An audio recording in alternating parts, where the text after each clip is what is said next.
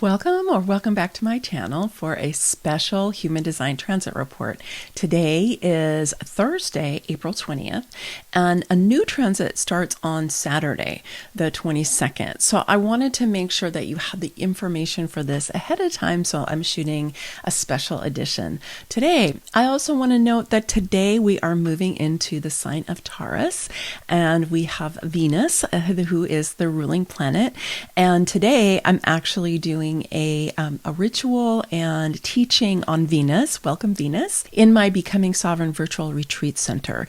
And you can go and check it out there today. The link will be down in the description and at the end of the video.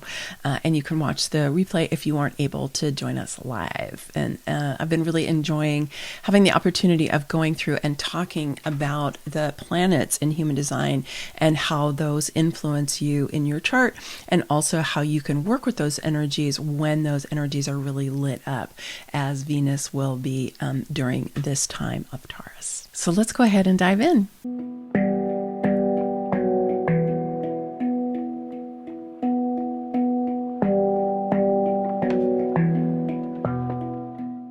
So in the new transit that's starting on Saturday, we still have the 3955 lit up. We talked about that in the transit report that was released a few days ago.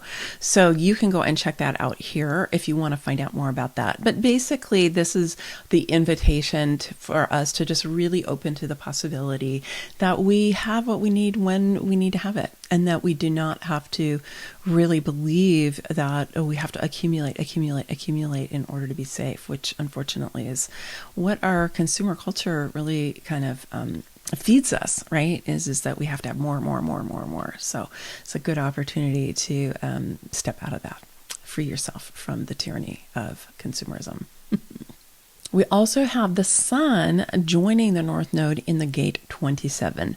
Now, the Gate 27 is on the Sacral Center. We did talk about it in the last transit report because it was mated with the Gate 50.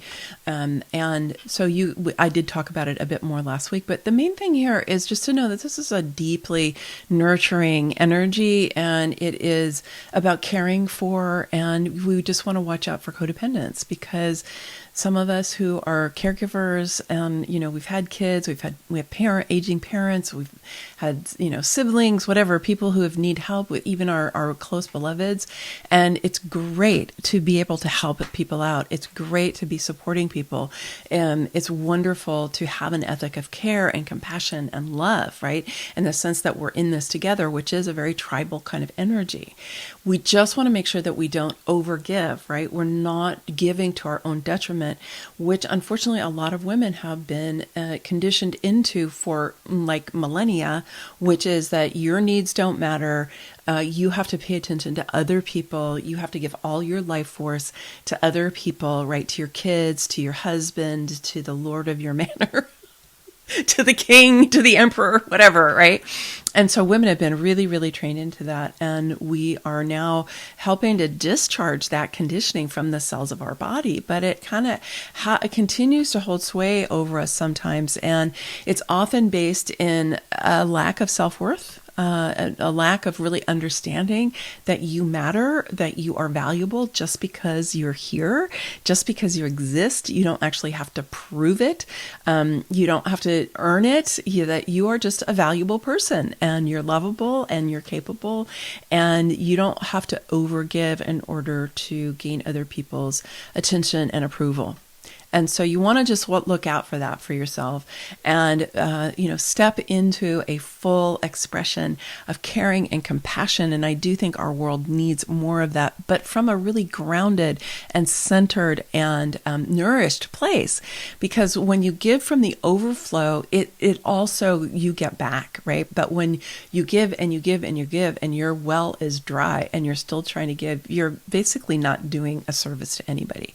So check that out for yourself, because sometimes it can happen and it's kind of unconscious. So this is a good time when the sun is kind of lighting that up, where you go, ooh, look at that energy. What is my relationship to that energy? Now, interestingly enough, that 27 is sitting on top of the earth, which is in the gate 28. Now, the gate 28 is an interesting gate. It is known as struggle in traditional human design and as challenge in quantum human design. It's in the knowing circuit. It is individual circuitry. So it's not like the 27, which is tribal circuitry, which is all about family and close beloveds and how do we care for each other. The 28 is more like I'm on the leading edge of consciousness, right? And I am exploring, the frontiers of what's possible. That's more what the energy of the 28 is.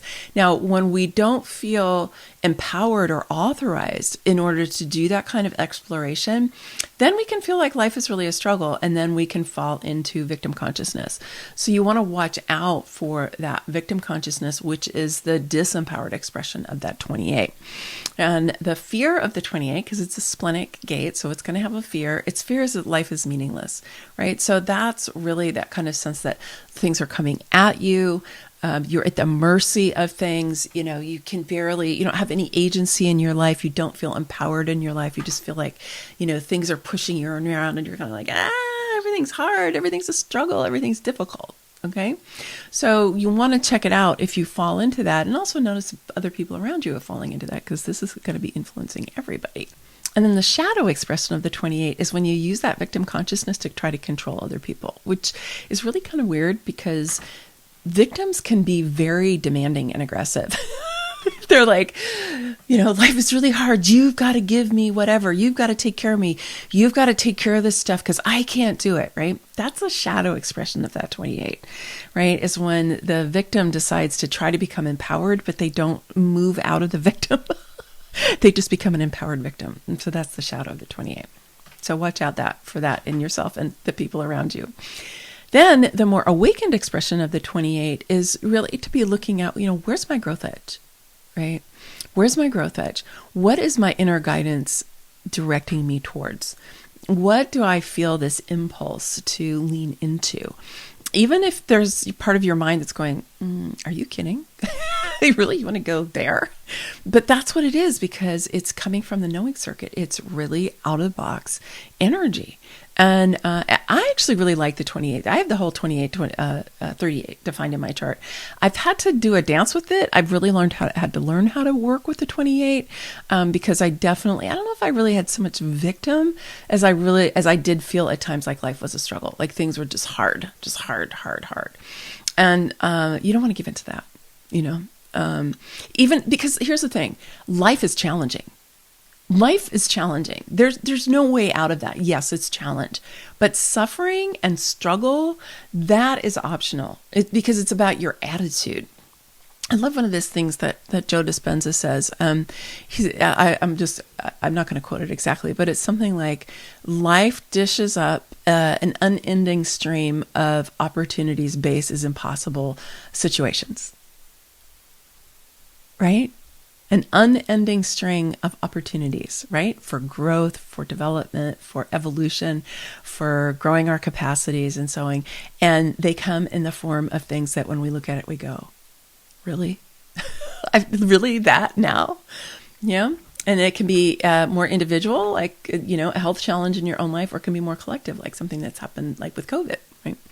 And so this is the place where we get to build our inner strength to meet challenge, and to turn challenge into an opportunity and even into an adventure. Because if you're on the leading edge of anything, you're going into uncharted territory. You're like a pioneer, right? And if you're there, there's going to be challenges, of course. But it's all about how you meet them and what you do with them.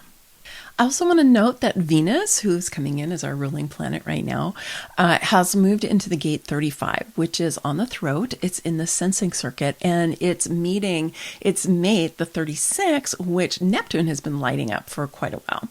And so we now have a complete channel that's going over here on the left-hand side of the body. 35's here, 36 is on the emotional solar plexus. And so we've got emotional energy going directly to the throat that is activated during this transit. And so we want to be paying attention to timing, because whenever we're looking at emotional energy, we want to make sure that we're giving ourselves enough time to be clear about what that energy is.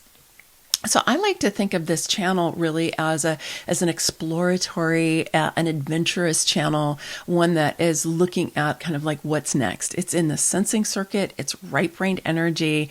It can be chaotic. It can create crises if we are not on top of it. Because if we're, just kind of jumping into things at the wrong time, going into adventures that we haven't really leaned into to see, is this really the right thing for me? Is this really the right time?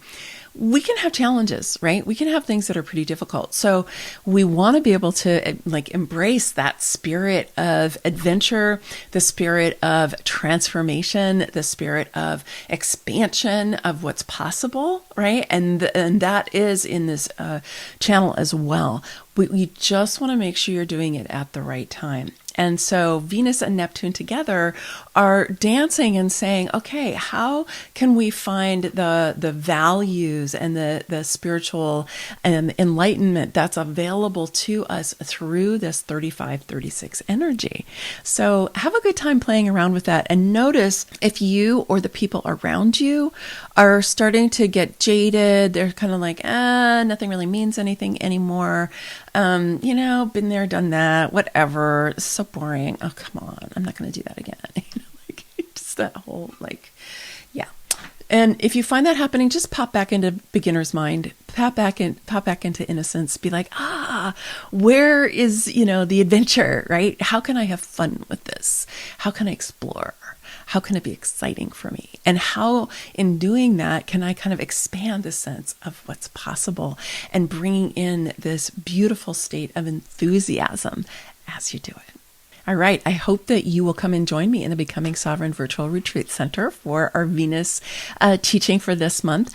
And then on April 27th here on YouTube, I'm going to do a chartathon, which you all love, like speed reading charts. And it's a thank you for 4,000 subscribers. I'm now over 4,200. So thank you. Thank you. The particulars for that will be available inside of the Becoming Sovereign Virtual Retreat Center. I'll send out a post here on YouTube. I'll send out an email if you're already on my email list. If you join the retreat center or you get my ebook or any of those things, you'll be on my email list and you'll find out about that. And you'll be able to send in your chart if you want. And maybe I'll read your chart during the chart. All right. Many blessings. Much love.